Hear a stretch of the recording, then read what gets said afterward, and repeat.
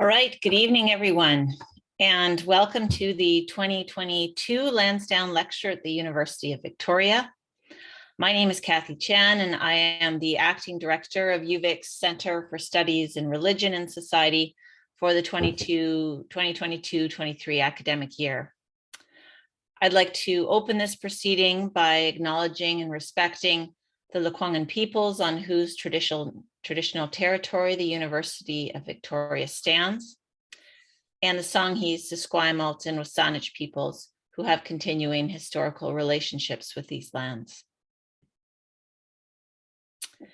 This week's lecture is the second installment in a two-part series, which represents a collaboration between the Center and the Religion, Culture, and Society program in UVic's Faculty of Humanities.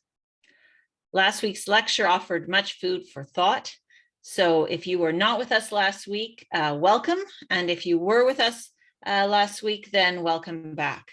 And I'll turn it over to my colleague, Dr. Andrew Wender, to say a few more words about this event and our distinguished speaker. Thank you so much, Kathy. And good afternoon or good evening, everyone, as the case may be. So it is indeed a privilege to welcome everyone to part two of our Lansdowne lecture, also generously supported through the help of UVic's Faculty of Humanities.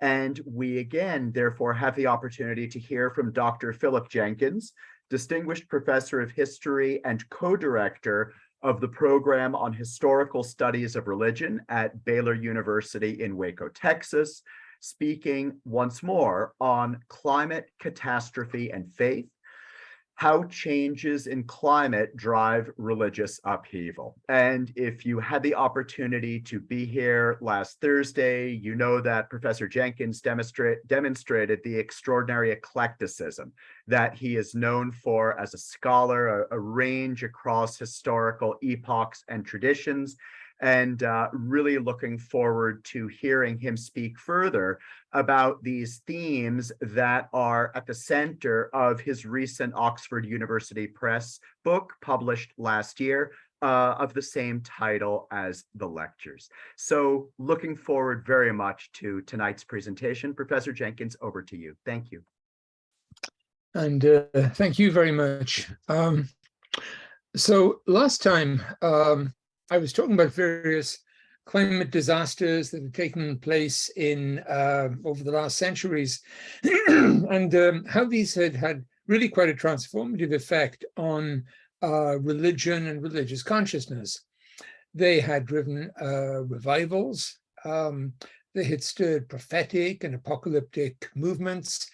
They had caused scapegoating and persecutions of minorities, driven religious wars, and so on. And my argument is a large part of the religious map that we know today and the denominational map can be traced to some of these eras. Okay, that is history.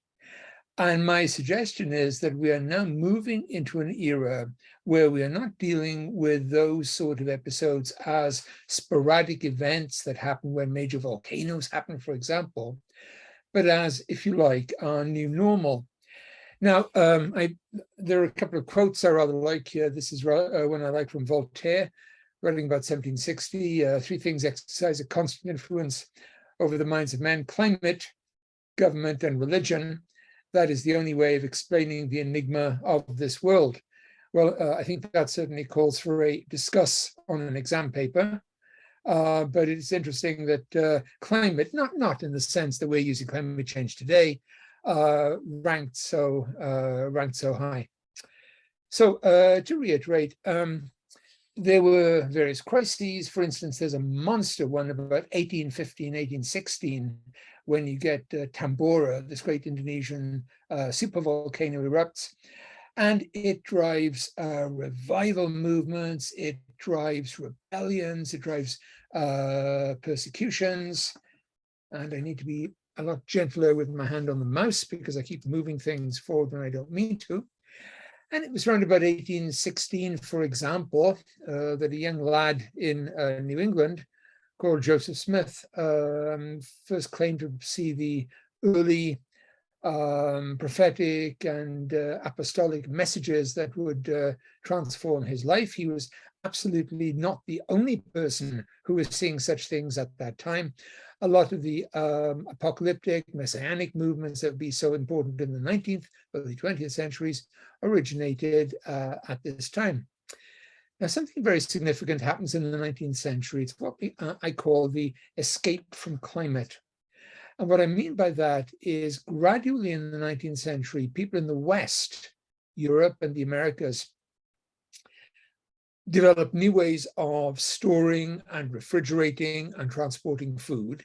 And the bottom line was they weren't particularly affected when there was a great volcano and there was a short cut in food supplies. And basically they thought climate was something that happened to other people. Famine was something that happened to people of other races, to Black people, to brown people. It did not happen to white people, except in times of war. I'm not going to read this whole poem, but it's a very interesting one. I always see this as a turning point. This is from the poet Tennyson, writing in 1892. And he imagines a 5th century saint who is about to go and fight the Roman Empire. And why? Because he's seen signs in the skies. But Tennyson, being a modern man in the 1890s, imagines that there's been a supervolcano, and he's writing a few years after Krakatoa. And of course, the sky turns red. Had the fierce ashes of some fiery peak been hurled so high, they ranged about the globe day by day through many a blood-red eve in that 400th summer after Christ, the wrathful sunset glared against a cross reared on the tumbled ruins of an old fane. So my point is, this is the first work of art I know which looks at somebody being inspired to a religious act by a climatic event and realizing that it's a scientifically verifiable climate event and not a miracle. And that's a real transformation in consciousness. Basically, that's pretty much what we all believe now. So climate really faded from significance as a driving force in how people understood the world.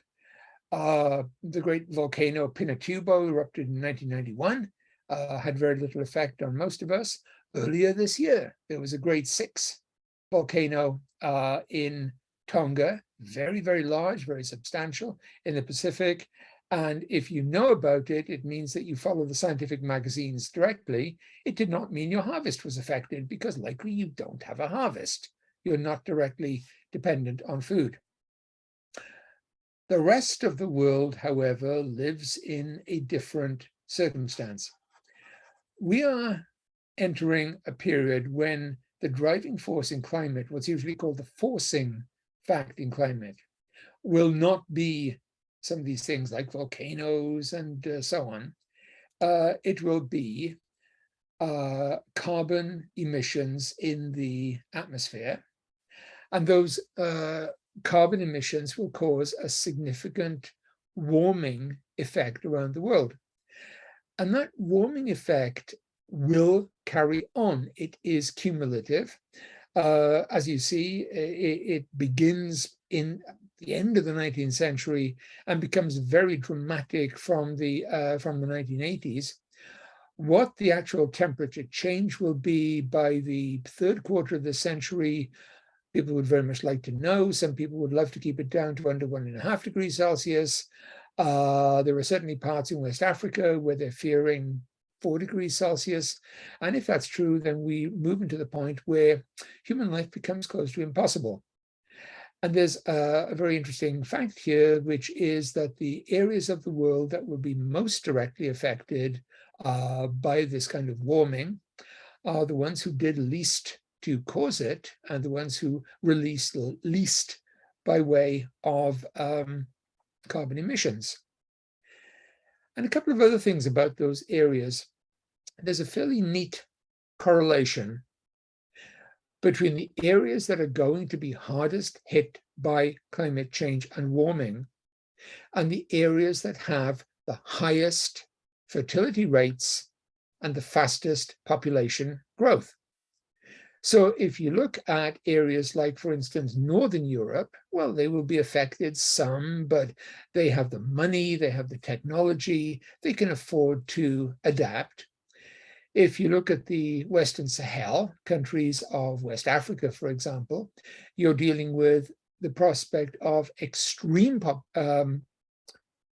warming, rises in temperature, and also very sharp population growth, and really an inability to cope with these changes. Now, my suggestion is, and the point in some ways of writing the whole book was this: the best past performance is the best predictor of future achievement.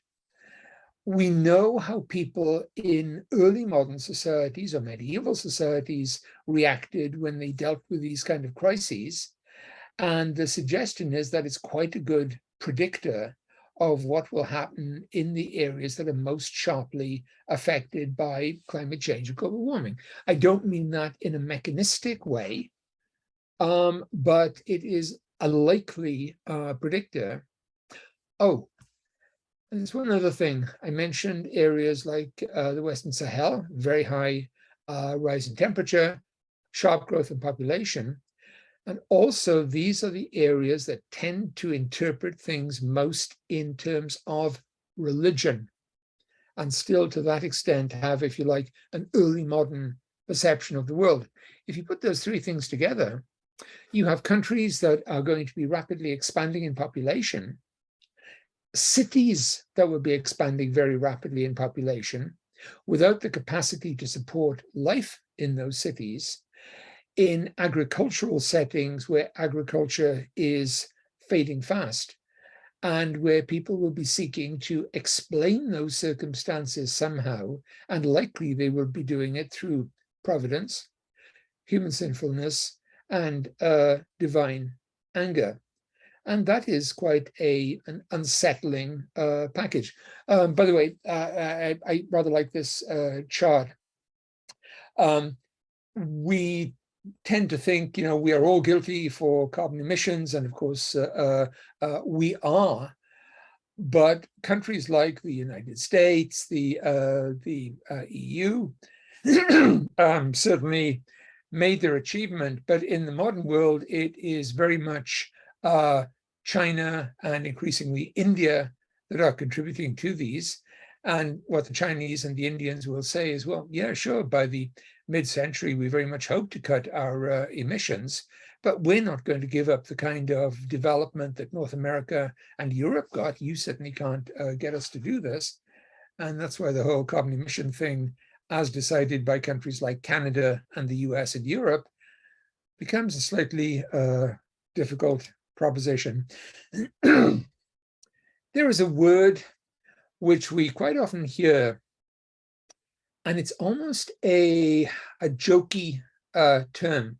If I say the word tropical to you, what does it suggest? Maybe it's styles in clothing. You might think of drinks. You might think of cocktails. Can I suggest to you that the word tropic is one that we're going to be hearing a lot more in coming decades? Because these areas of the world between 22 degrees north, 22 degrees south of the equator are, what did I just say?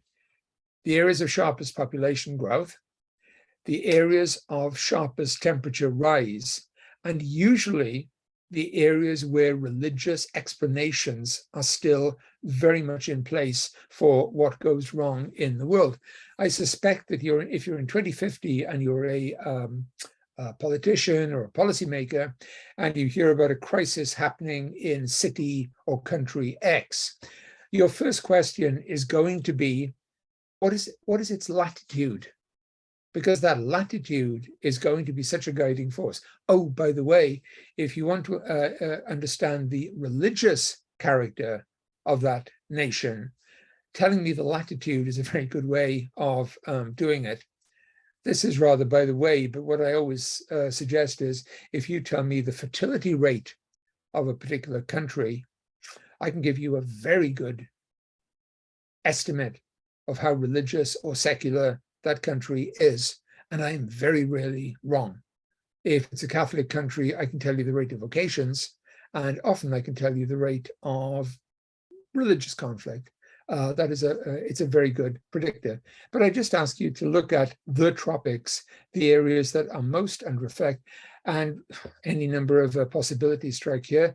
You have the world's most populous Muslim countries. You have by far the areas of most intense Christian growth. And if you look at Africa and you look at the top of that blue line, you have what's called the 10th parallel, which is the sharpest area of Christian Muslim violence and conflict over the past 20 to 30 years. If you imagine all those elements that I suggested and put them together, my suggestion is, what are we going to be seeing? First of all, a great deal more religious conflict and scapegoating. People fight for scarce and resources that are becoming scarcer, and those battles likely have a religious quality. As I will suggest in a moment, those are also areas where you're likely to see very intense religious activity of various kinds, including revivals and prophets and apocalyptic movements, and who knows, maybe new religions. It is one of the things which surprises me that Africa in the present century has not produced a whole new religion, but as we say, the day is young. So like I say, those tropical areas are of considerable interest to me. This is also a map I find quite where are we? Sorry, that's a duplicate. This is what I was looking for. This is a map which is one that really should be of some attention to all of us. It is a map of the vulnerability of areas around the world to desertification. And there are two words we're going to be hearing a lot in the future. One is aridization, which is areas becoming drier in warmer temperatures. And the other is desertification. It's not arid anymore, it's desert.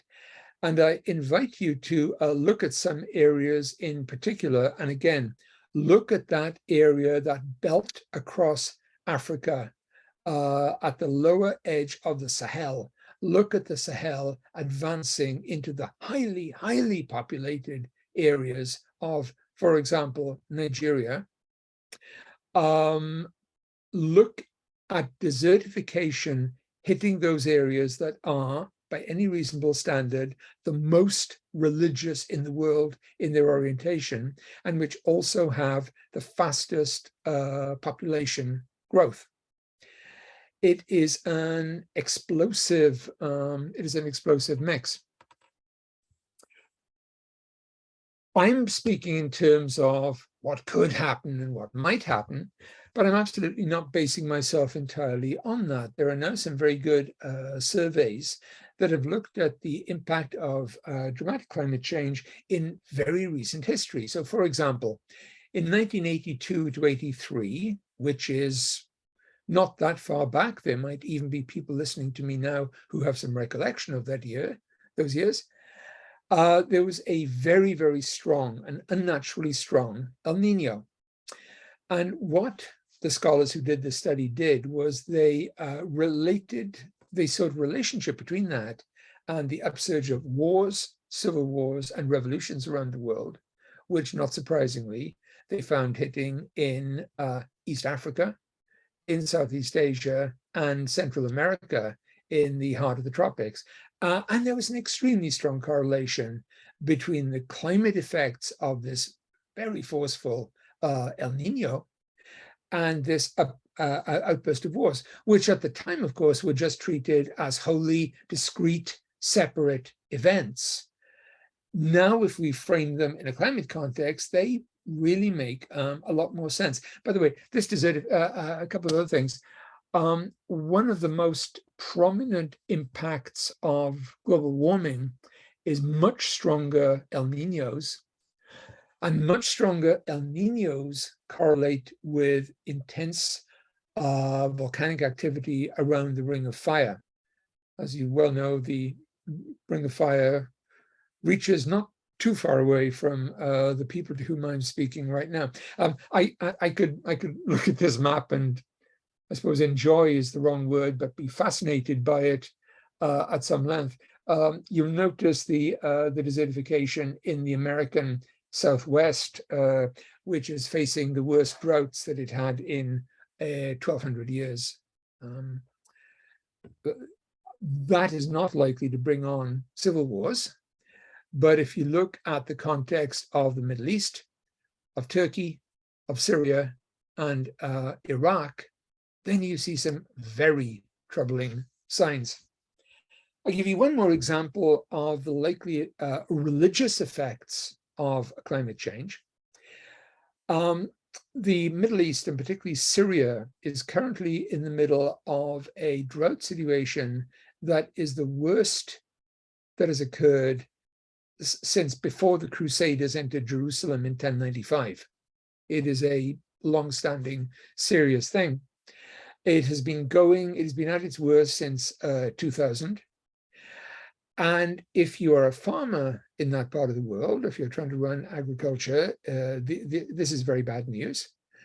Between 2000 and 2011, huge numbers of Syrians gave up their farms, poured into cities like Aleppo and Damascus and the rest, with a government that could not cope with those cities anyway. Those cities became increasingly populous, desperate, hungry, and unstable. And the only people who could really afford to support those people on the verge of penury were the mosques, and particularly the radical mosques. Obviously, that led to a great support for radical fundamentalist Islam, and also for reform campaigns. The Syrian civil war, which began in 2011, has to be seen as an offshoot of the climate disaster in that region. It's not one for one. It's not a straightforward, the temperature rises X degrees and therefore there will be a civil war. Things can happen in lots of different ways.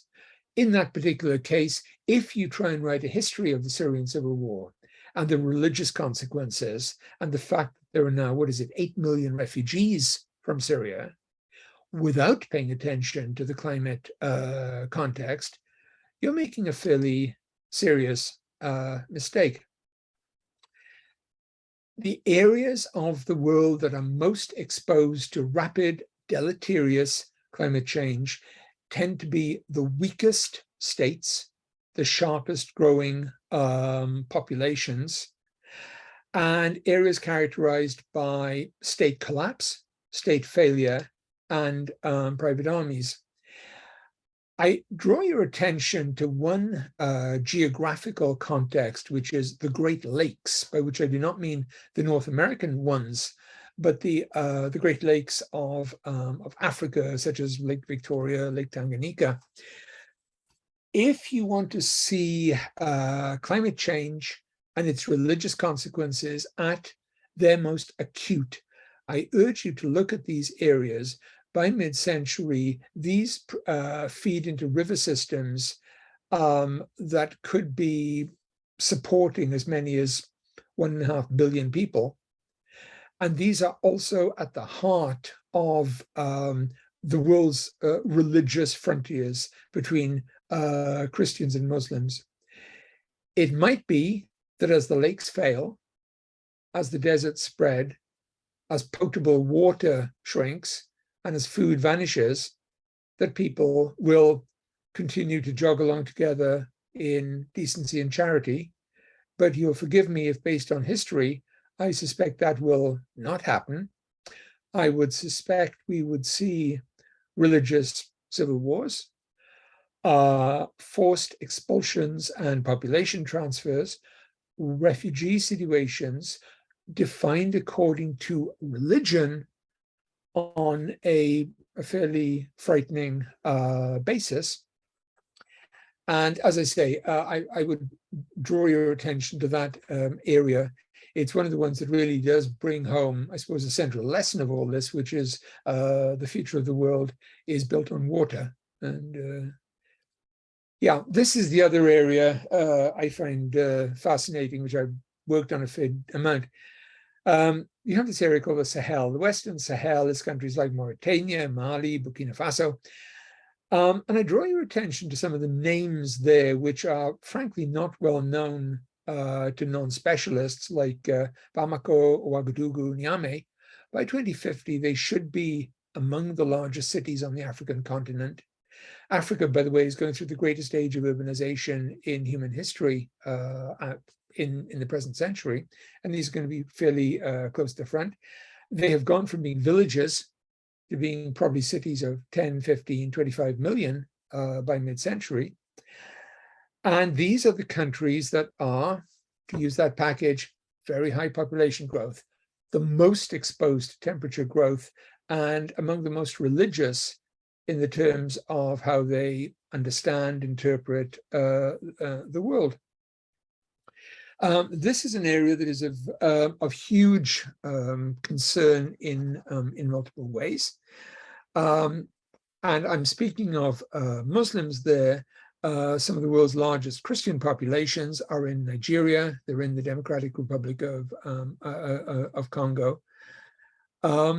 If you are looking for future areas of religious conflict driven by climate change, this is one I would worry about extremely. Oh, and this is also something, a map which is helpful. We hear a lot in the United States about the exposed state of the border, how the border is open to the south and how many refugees pour across. Situations are far, far worse on the African-European border, which is the Mediterranean. How many people does it die in a typical year trying to get across that as refugees? It varies between about 7,000 and 9,000 a year. These people are not coming for religious reasons. They are coming to save their lives, save their families, benefit their families. But when they come to Europe, as the vast majority of them do, obviously, they bring with them the religious patterns that they know at home.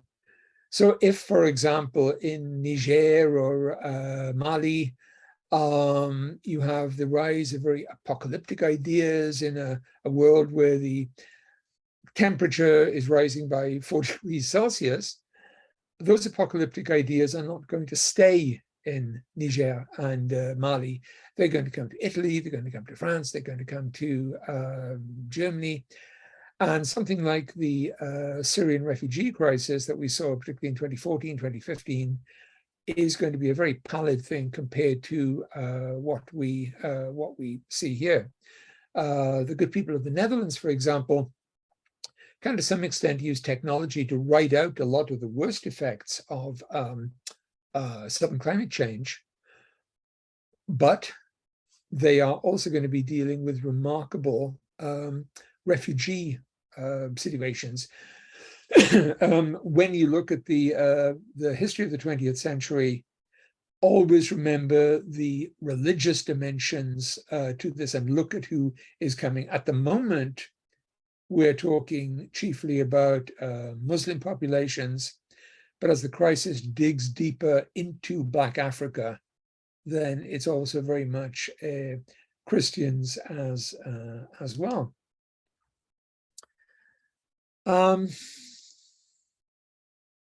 Yeah, so what is the effect of this on religion generally? I refer to the prophet here, John Updike, who had one of his characters famously remark, "I don't think God plays well in Sweden. God sticks pretty close to the equator." That's a pretty good way of analyzing global religious change.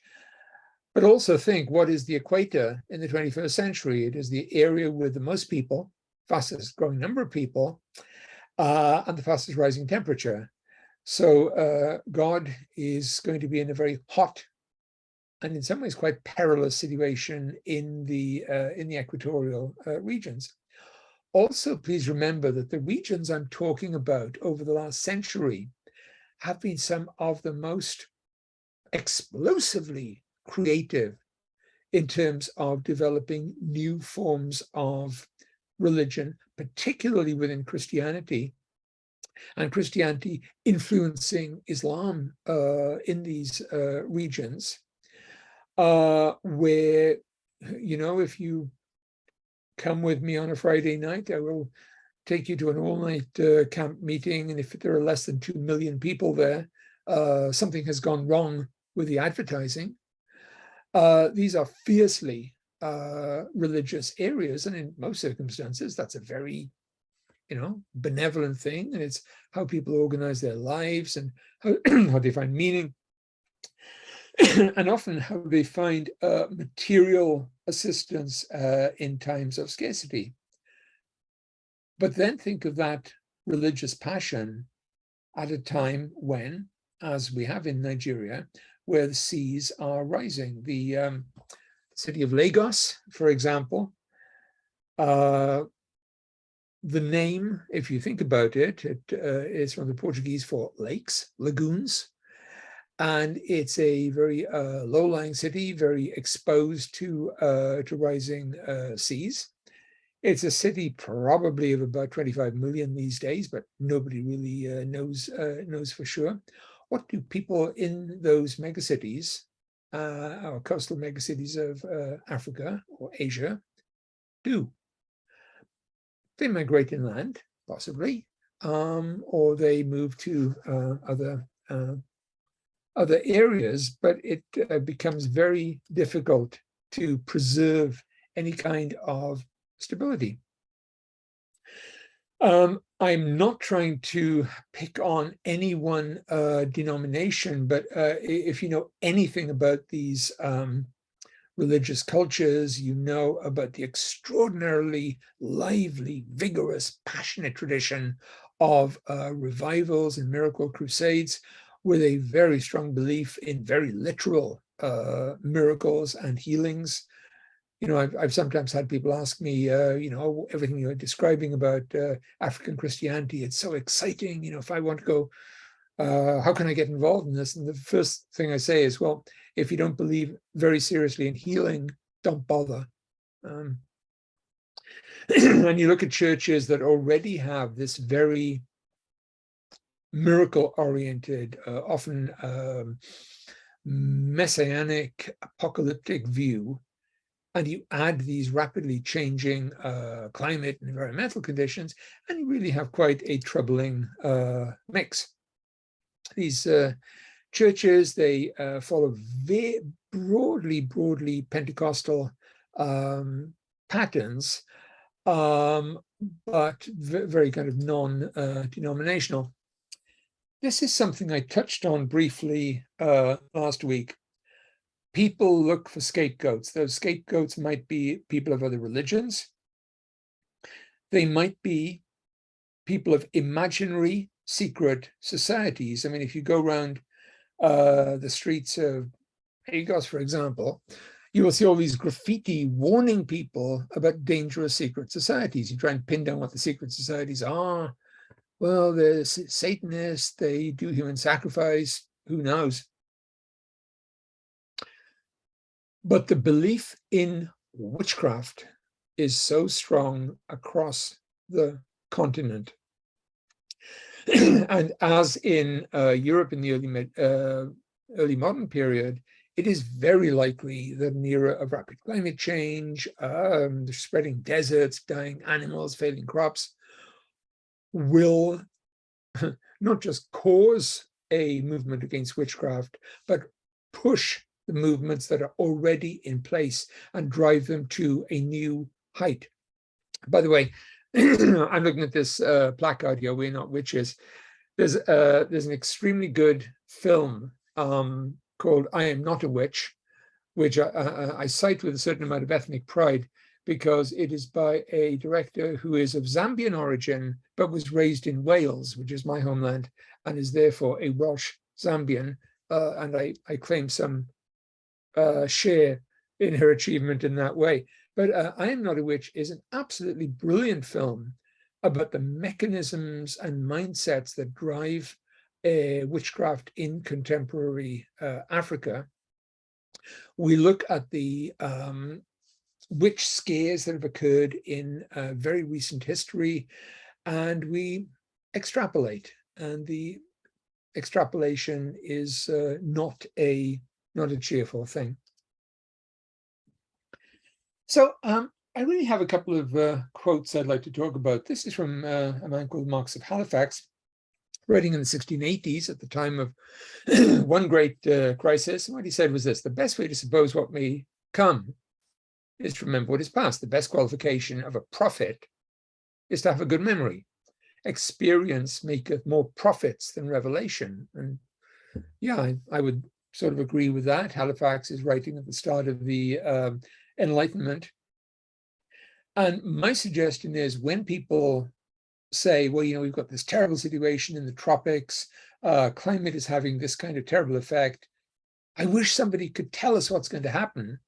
Well, my view is, well, gee, look at human history, look at parallel situations in parallel societies, and you'll see the way things develop. And that also tells you the kind of interventions that you can make. And you might say, well, what are these interventions? If you go online and look up the topic of witchcraft in Africa, you'll see some extremely valuable sites by, for instance, Catholic groups in Central Africa, where they take witchcraft extremely seriously, but they try and suggest ways that people can cope with problems without scapegoating or attacking their neighbors, how they can realize the danger of false accusations, and how they can soothe community tensions. It can be done. But first of all, you have to take seriously that this is a real issue. It is not something, quote, out of the dark ages. It is a very present reality. This is another quote I'm very fond of by Germaine Greer, very well-known pioneering modern feminist. And she makes a very serious point. She says, perhaps catastrophe is the natural human environment. And even though we spend a good deal of energy trying to get away from it, we're programmed for survival amid catastrophe. God forbid I should say such a thing, but that's optimistic. We are used to disasters very near the formation of our modern human species some 74,000 years ago.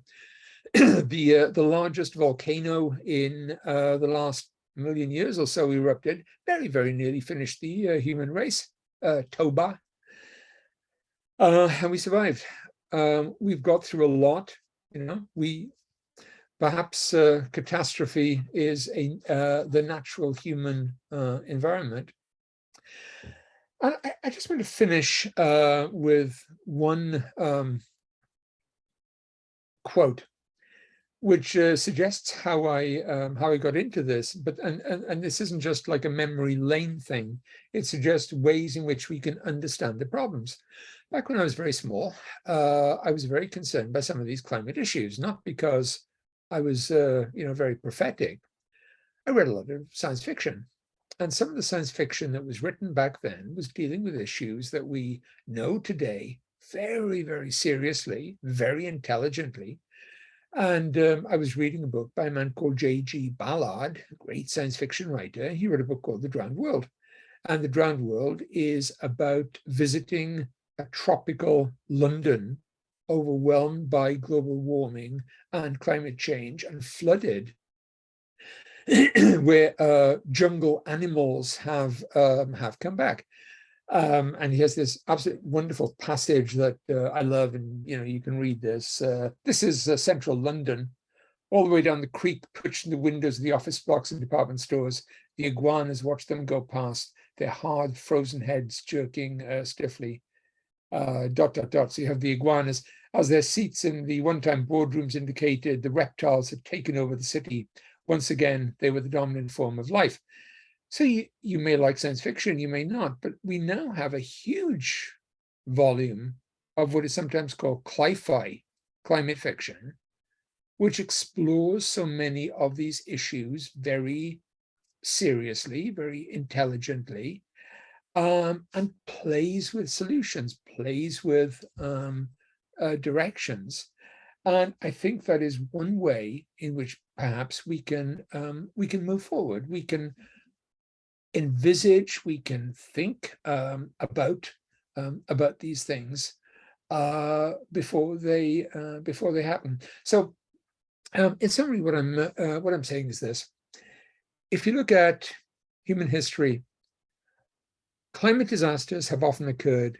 They have usually been understood in religious ways, and those religious ways have really transformed our religious agendas, our religious maps.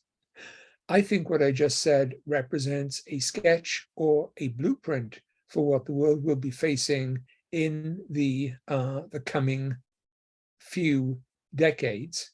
These are problems which probably can be dealt with in the long run by carbon capture and other methods, but we are in for a few very rough decades when climate is going to change our politics, our culture, our society, and of necessity, our religion. And I suppose my great question is, what are the religious resources that people have to deal with these? And you have them in Christianity, you have them in Islam. But the thing which I suppose interests me more than most things here is that I wonder if we will be seeing in our lifetimes a religious response that constitutes a new religion. Anyway, with iguanas taking over the boardrooms and becoming the dominant form of life, I will wind that up, and I will throw open to any questions that people may have, and I shall just stop sharing. May I just say thank you so much. That was absolutely fascinating, and again, in its eclecticism, and very, very striking in its contemporaneity, particularly having come against the backdrop of the fascinating historical conversation on last Thursday. As my colleague Rachel Brown just indicated, you can either put your question into the chat, or, as Rachel is saying, putting up your hand.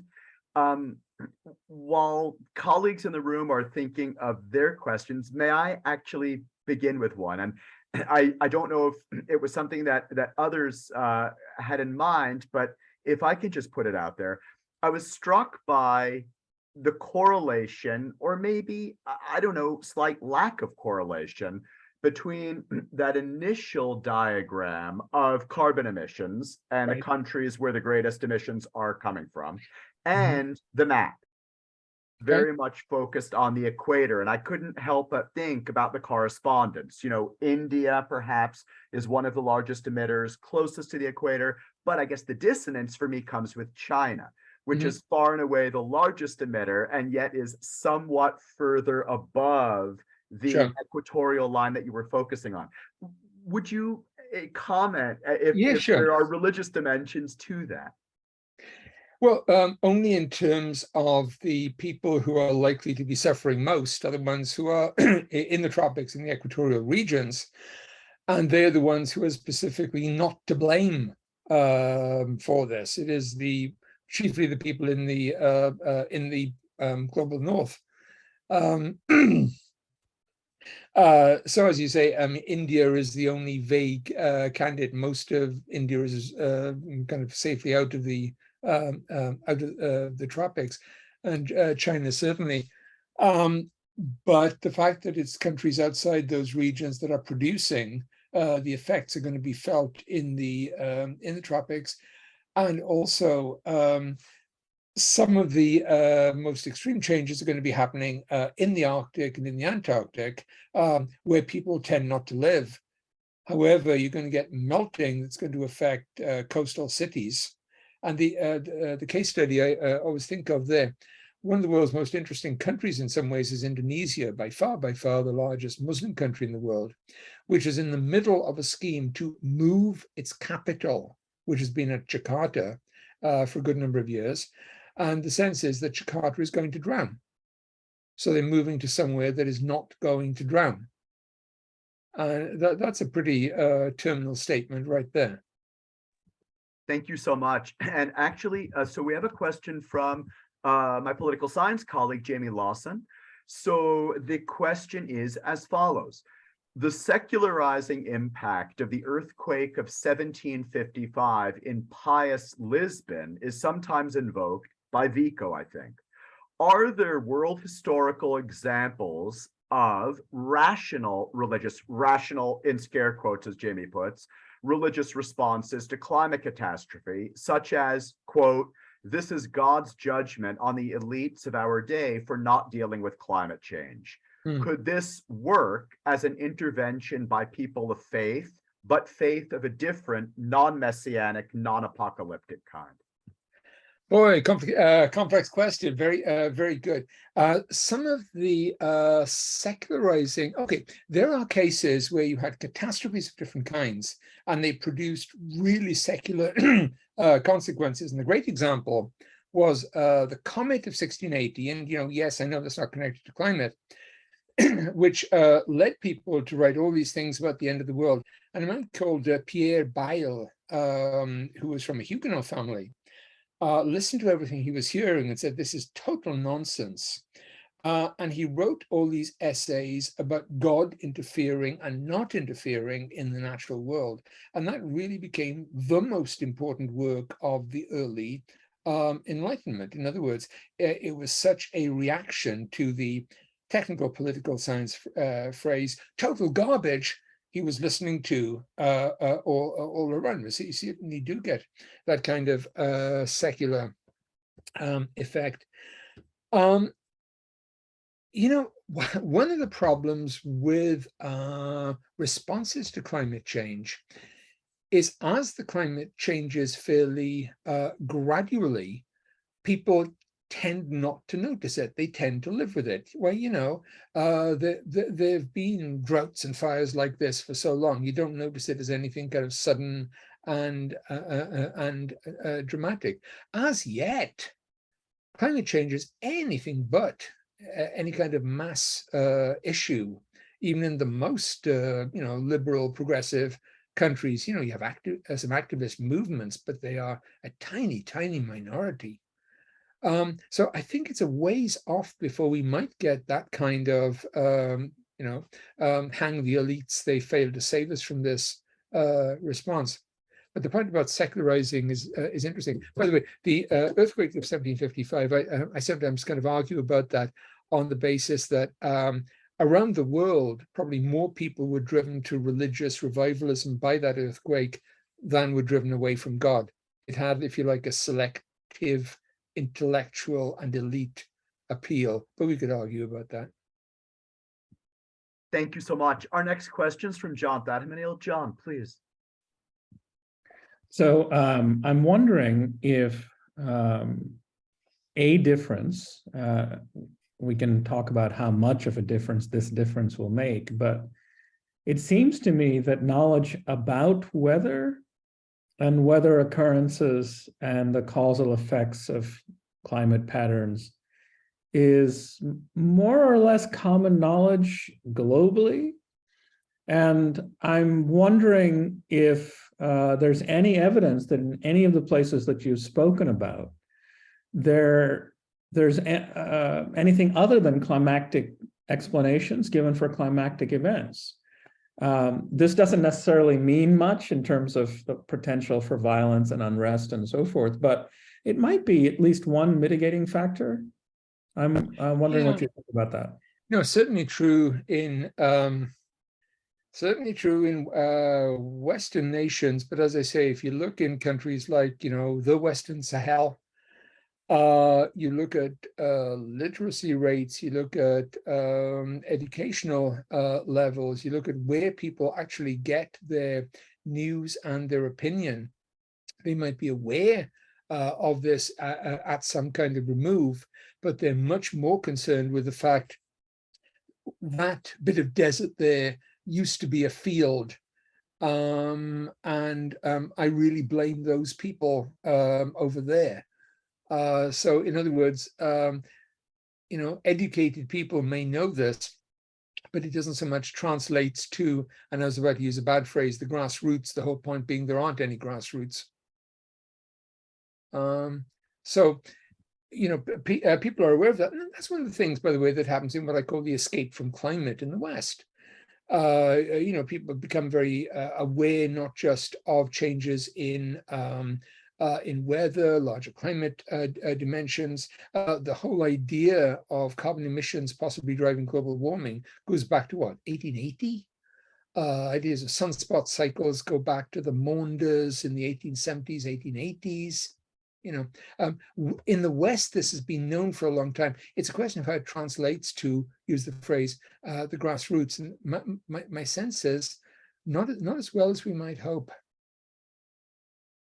Thank you so much. Next, Lauren Taylor-Strumos. Lauren, please. Great, thank you. Thank you so much, Professor Jenkins. My question is a little bit, I think, to gain some clarity, as well as maybe take things a step further. I was wondering if you think it would make sense to say religion, as you've shown, is definitely relevant, but maybe a key player as well as morality. And that morality becomes framed through a religious lens in some of these countries you're referring to, because in the so-called West, which is often thought about as, these secularized countries, or at least countries with a lot of non-religious peoples, climate change, it's still kind of framed as a moral issue, and a moral relationship between humans and the environment.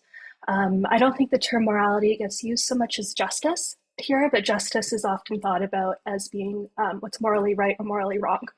So I'm wondering if it's more so a question of morality that then becomes framed through a religious lens or in a religious framework, and that perhaps when we see more migration, the sort of moral pull to address climate change might actually be a point for collaboration as opposed to difference.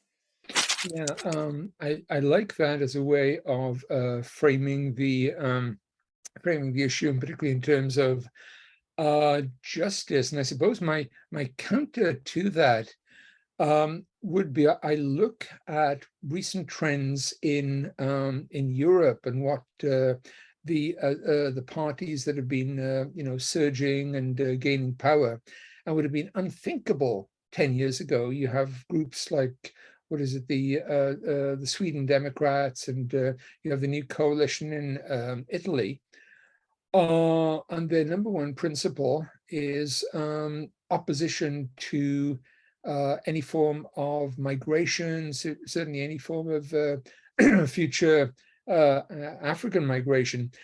And framing that kind of migration in terms of justice issues clearly does not make sense to large sections of the electorate. In the West, however we define it, I think that justice approach would be very strong in some areas. And the interesting thing is, until you get to practical consequences, and you ask people, do you believe there's a climate crisis? Well, yes, certainly. Should we do something about it? Well, certainly. Should we do A, B, C, D? Well, no, absolutely not. I was about to say X, Y, Z, and then remembered I'm speaking to Canadians. X, Y, Z. So there is still that disconnect between seeing, if you like, a justice dimension and thinking through practical consequences, which is going to be one of the greatest political dilemmas in many, maybe most countries over the next 25 years. Thank you so much. We have time for maybe a couple more questions, if depending on their time. So Jessica Cook, let me read out this question. Can we not see some of this, presumably what you've just been speaking about in response to Lauren, can we not see some of this playing out in the US already, given the correlations between climate denial, alt-rightism, anti-elitism, and QAnon? Thank you. Yeah. if you look at that package of ideas, then what you might call climate denialism is by far the poor stepchild. It is just, people do not generally go out in the street and demonstrate about it. They might make kind of casual comments, but it is not the basis of activism. It's not the basis of platforms. It's not what people campaign for or advertise about. They might, for example, go and urge like a new emphasis on fracking and just not mention the climate. But I pay reasonably close attention to a lot of these movements, and I just don't see what you might call active or activist climate denialism, which is different from if you actually sat somebody down and interviewed them, they'd say, oh, sure, we don't believe any of this stuff. It's just not a part of the equation in the way of some of the other things, like, you know, the QAnon thing, for example, about which I can talk at great length. To the best of my knowledge, climate doesn't feature in their package at all that I know. So it's what you're asking is something which I think should be true, but I'm just not seeing science for it. In fact, maybe when people write the history of this decade, one of the things they'll be most interested in is why this issue just was not an issue. It's not that people fight against it. They just don't think it's worth fighting against.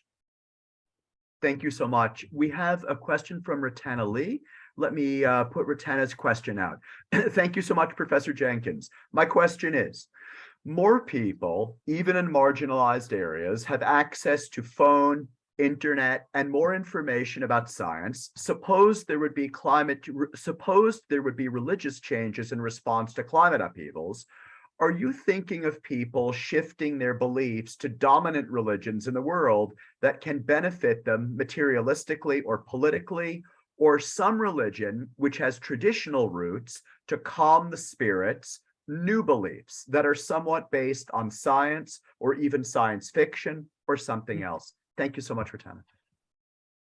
Boy, where to start on that one? I would say at the moment, I mean, I tend to work a lot in Africans, what I tend to know about. The two great religious frameworks now are Christianity and Islam, which overlap far more than we often think in the West. They're both very, very broad, and you could come across a lot of different ideas which might incorporate science or healing or reversing climate change within the framework of either one of them. My suggestion from past practice is that the most probable focus would be the rise of new prophetic or messianic figures of a kind that have been around in Africa for a long, long time. And these are the people who would, you know, reverse the waters. And if you actually read the Bible with that as a kind of focus, you'd be amazed how many passages lend themselves to this kind of interpretation from Moses onwards. Not least the great promise in the apocalypse in Revelation that there would be no more sea. Thank you so much. Sounds optimistic. With permission, I will squeeze in one more question from Amanda. Climate upheavals have often caused religious groups to find people to punish, to appease angry gods, but religiously bound groups are also the way people get material support. If a new religion were to emerge, one that was beneficial, rational, or adaptive, rather than the historically supported negative deepening of religions, could that religion help itself grow by supporting people materially as other institutions collapse? Thanks, Amanda. Very quickly, this is already happening in the sense of one reason Christians and Muslims boom so much in urban Africa is they're the only people who are actually providing the health and the welfare and the education. people don't think, oh, I'll join a radical fundamentalist mosque because of the political extremism. They think they do wonderful social work. They have all great medical facilities. So in a sense, this is already happening, and this is already the story of religion in those parts of the world. So there's a lot of foundation to build on. I'll draw in there. Before handing it, I'm sorry. Before handing it back over to my colleague Kathy Chan to close out, Professor Jenkins, I'd like to thank you for a truly fascinating set of lectures last Thursday and today. Tremendous amount of to think about, and so apt to thinking historically and in terms of current global conditions. We're most indebted to you. Thank you so much. Thank you. And let me echo our thanks on behalf of the Center for Studies in Religion and Society, Professor Jenkins, for really great 2 sessions. It's been wonderful to have you with us. And I will just end by thanking everyone for being with us, and also to announce that next week we have Aqsa Ijaz with us from the Institute of Islamic Studies at McGill University. So the poster is there. If I understand correctly, I think Aqsa will be talking to us about re-theorizing the concept of romantic love from a uniquely Perso-Islamic perspective, based on classical Persian narrative poetry. So that should also be fascinating. Hopefully many of you can join us, and we will see you next week. Thanks very much.